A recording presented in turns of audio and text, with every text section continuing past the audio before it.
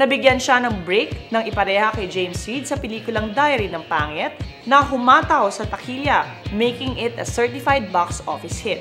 Naging phenomenal ang kanilang tambalan at humataw ang mga sumunod pang pelikula at iba pang projects. And the rest is Philippine showbiz history. Nandito na siya, ang very talented multimedia princess at bida ng pinakaabangang pelikula this season, the one and only Nadine Lustre. Welcome to Anong Ganap. Thank you. Anong Ganap. So this is your first major movie without your partner, Yes. James. So ano bang feeling mo and bakit ka nagdesisyon or pumayag na to do this movie? Nung pinitch po kasi nila sa akin yung kwento, sobrang ganda niya. And na-in-love ako dun sa story, na-in-love ako dun sa character ko. And naniwala ako na mag-hit talaga siya kasi kakaiba siya eh. It's the kind of movie na yung mapapaisip ka talaga. And I love movies like that. And I think yung ibang tao din, magugustuhan din nila ng ganitong klase ng movie na iba, na not your usual. So talagang feeling mo talaga it's worth the risk of doing a movie without your partner, James. How is it working naman with Direk Irene? I love working with Direk Irene. Para lang po kami naglalaro. There's no pressure at all. And what I love about her is that yung pwede lang kayong mag-lunch, tapos ang dami niya napag-uusapan about anything. Sobrang chill niyang katrabaho and it's always a happy set. Parang actually, everything is perfect eh. Pag nag-work kami, parang walang stress at all. There's no pressure. Everyone is just happy. Kahit may delay, okay lang. Tingin mo ba si Nadine din talagang nakaka-relate sa character ni Maya? Actually, sobrang nakarelate ako sa kanya because she's on a journey na-journey ko pa rin until now. Actually, konti na lang. I'm almost there. Pero kasi si Maya, yung journey niya kasi to self-love, yun yung important lesson dito sa movie na to. And that's why I think it's relevant. Kasi that's one thing a lot of people don't have.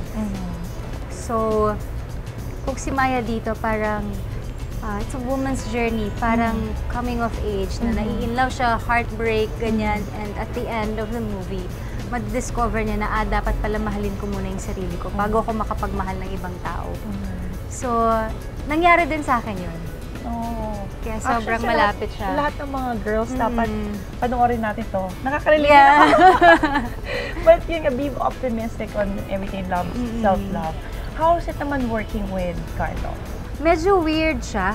Kasi nung first shoot namin ni Carlo, parang matagal ko na siyang kilala. Okay. Parang ganun yung nangyari sa aming dalawa na nagkwentuhan na lang kami. Tapos pag nag-uusap kami, parang very casual. Yun nga, parang friends na kami for a long time.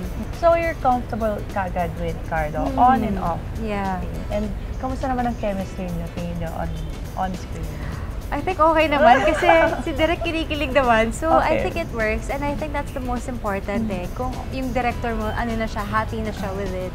So ano tingin mo magiging reaction ng mga Jadine fans? They're very supportive. They're very okay. supportive and this is my first movie without James. And I know they're all excited for this because it is a good project. How about naman James? Ano naman ang... He's also very supportive. Nung lumabas yung the first time the teaser came out, kasi it was the teaser first and then the trailer. Pero nung lumabas yung teaser, isa siya sa mga unang nanood nung teaser. And he got really, really excited kasi nga it's something new.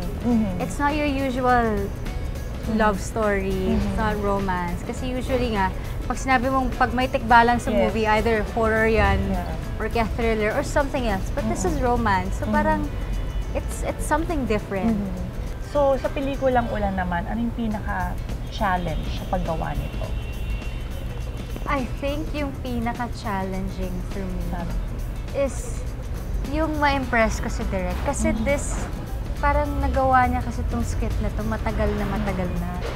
So, hindi lang yan nandito nandito niya na.